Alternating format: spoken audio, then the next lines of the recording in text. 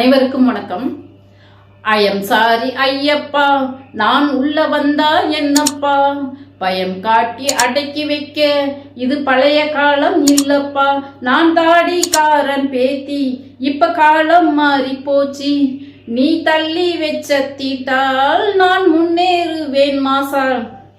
என்னடா திடீர்னு பாட்டு பாடுறேன்னு நினைக்கிறீங்களா? இந்த பாட்டு தான் இப்போ சர்ச்சையாகி இணையதளத்தில் ட்ரெண்ட் ஆகிட்டு இருக்குது. சர்ச்சையானதோட மட்டும் இல்லை, இந்த பாட்டு பாடிய இசைவாணியை அந்த பெண்ணை கைது செய்யணும், அவங்க மேலே நடவடிக்கை எடுக்கணும் என்று சொல்லி ஒரு கூடாரங்கள், சங்கி கூடாரங்கள்லாம் போர்க்கொடி கொடுத்துட்டு இருக்குது.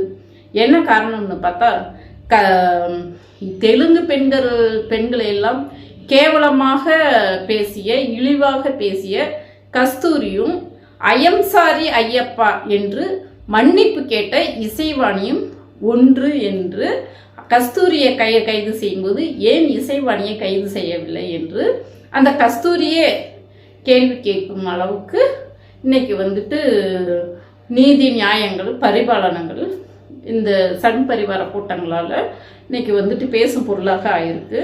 அது மட்டும் இல்லை, இன்னும் பல நபர்கள் பல பேர் இந்த பாடலை குறித்து அவங்க கருத்துக்களை சொல்லிட்டு இருக்கிறாங்க.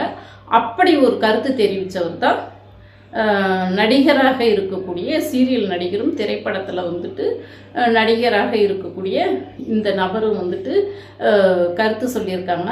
அந்த வீடியோவை காட்டுறேன், நீங்களே பாருங்க அவர் என்ன சொல்லியிருக்காருன்னு. பிரம்மச்சரியன்றது ஒரு ஆணால கடைபிடிக்க முடியும் 48 நாள். எந்த ஒரு அதாவது தாம்பத்திய வாழ்க்கையில் ஈடுபடாமல் பிரம்மச்சரியத்தை கடைபிடிச்சி ஒரு ஆணால் 48 நாள் இருக்க முடியும். இயற்கையாகவே பெண்களுக்கு ஒரு சர்டன் ஏஜுக்கு மேலே மாதம் ஒரு சைக்கிள் நடக்குது ஃபிசிக்கலாக. ஓகே, அதை அவங்களால தடுக்க முடியாது. அப்படி இருக்கக்கூடிய பெண்களை மட்டும்தான் வர வேணாம்னு சொல்கிறாங்க. மாதவிடாய் முடிஞ்ச பெண்கள், அதாவது 42, 43 வயசுக்கு மேலே இருக்கிற பெண்கள் வரலாம். அதே மாதிரி 12 வயசுக்கு கீழே இருக்கிற குழந்தைகள் போகலாம், ஐயப்பனை பார்க்கலாம், தரிசனம் பண்ணலாம். எத்தனையோ பெண்கள் வராங்க, பாருங்க. யார் வரக்கூடாதுன்னு சொன்னது? வரக்கூடாதுன்னு சொன்னது காரணம் என்னன்னா, அது ஒரு மேஸ்குலைன் எனர்ஜி இருக்குங்க. அவர் ஒரு தீவிர பிரம்மச்சாரி. நீங்க ஏன் போய் பார்க்குறீங்க? நீங்க போய் நம்ம எம்ஆர்சி கோயிலில் இருக்கிற ஐயப்பனை போய் வாருங்க. யார் உங்களை வேணான்றது? உங்களுக்கு உண்மையிலேயே ஐயப்பன் மேல பக்தி இருந்ததுன்னா வாங்க, நானே கூப்பிட்டு போறேன். மந்தவழியில் இருக்கு கோவில், போய் பார்ப்போம். நீங்க என்ன அங்கதான் போய் பார்க்கணுமா என்ன? பாத்தீங்களா, பெண்கள் கோயிலுக்கு போனா ஆண்களால் 48 நாள் பிரம்மச்சாரியம் கடைபிடிக்க முடியும், பெண்களால் கடைபிடிக்கவே முடியாது.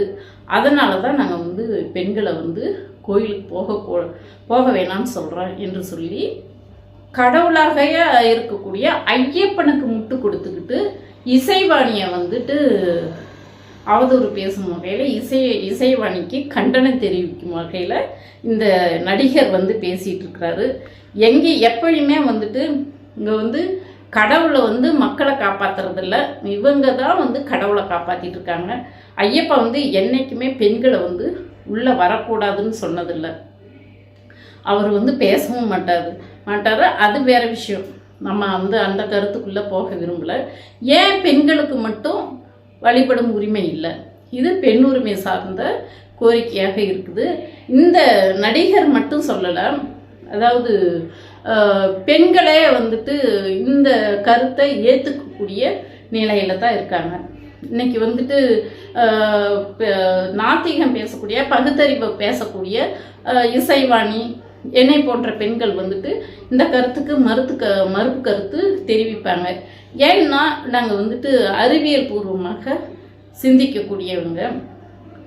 அதனால் எங்களுக்கும் எல்லா இடத்துக்கும் போய் வழிபடக்கூடிய உரிமைகள் பெண்களுக்கும் வேண்டும் என்று நாங்களும் கோரிக்கை வைக்கிறோம்.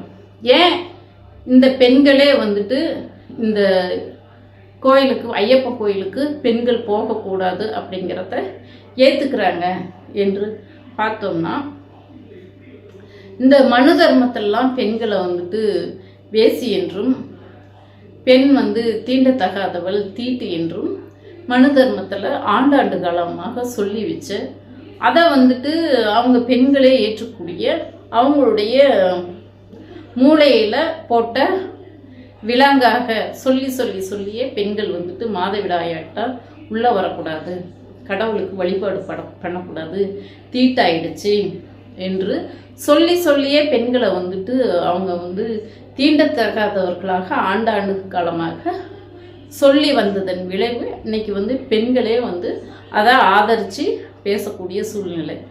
ஏன்னா இது வந்து ஒரு விஞ்ஞானம், அறிவியல், இயற்கையாக வந்து பெண்களுக்கு மாதவிடாய் மாதம் வரக்கூடியது. சரி, இதை வரைக்கும் அந்த நடிகர் வந்து அவங்களுக்கு வந்து இயற்கையாக வரக்கூடியது அப்படின்றத ஏற்றுக்கிட்டாரு. சரி, இயற்கையாக பெண்கள் அந்த இயற்கையாக மாதம் வரக்கூடிய அந்த மாதவிடாயில் ஏறக்குறைய 10 மாதங்கள் அந்த மாதவிடாயிலேயே நினைஞ்சு குளித்து அதிலிருந்து வெளியே வர்றது தானே இந்த ஆண்கள். அதை மட்டும் அப்போ நீங்கள் மட்டும் உள்ளே போகலாமா? மாதவிடாயினால தான் நீங்கள் வந்து ஆண்கள் உருவாக்குறீங்க. ஆண்கள் பெண்கள் உருவாகிறது அப்படி தானே, குழந்தையை உருவாகிறது. அப்போ ஆண்கள் மட்டும் உள்ளே போகலாமா? அது மட்டும் ஏற்றுக்குவீங்களா? பெண்கள் வந்து மாதவிடாய் நேரத்தில் வேலை செய்கிறத, சமைச்சு கொடுக்கறத, அதெல்லாம் ஏற்றுக்குவீங்களா? அப்போ இந்த நேரத்தில் மட்டும் பெண்களை வேலை வாங்க தெரியுமா? அடிமையாக நடத்த தெரியுதில்ல உங்களுக்கு? இதையெல்லாம் ஏன் கேள்வி கேட்க மாட்டேங்கிறீங்க? பிரம்மச்சாரியம்னா என்ன?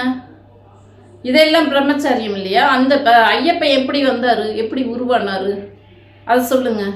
அவரும் ஒரு தாய் வயிற்றிலிருந்து தான் அந்த ஐயப்பனும்.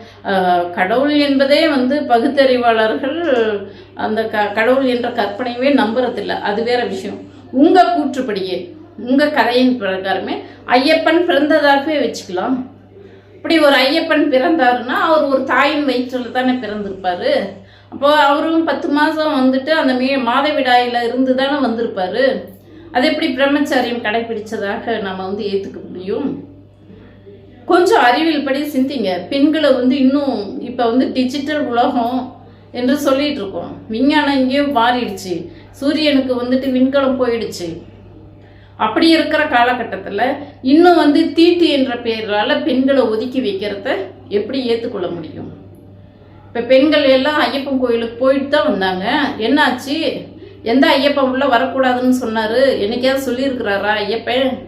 எதுக்கு அவர் பேரை சொல்லி பெண்களை எதுக்கு அடிமையாக்குறீங்க? பெண்களை எதுக்கு ஒதுக்கி வைக்கிறீங்க?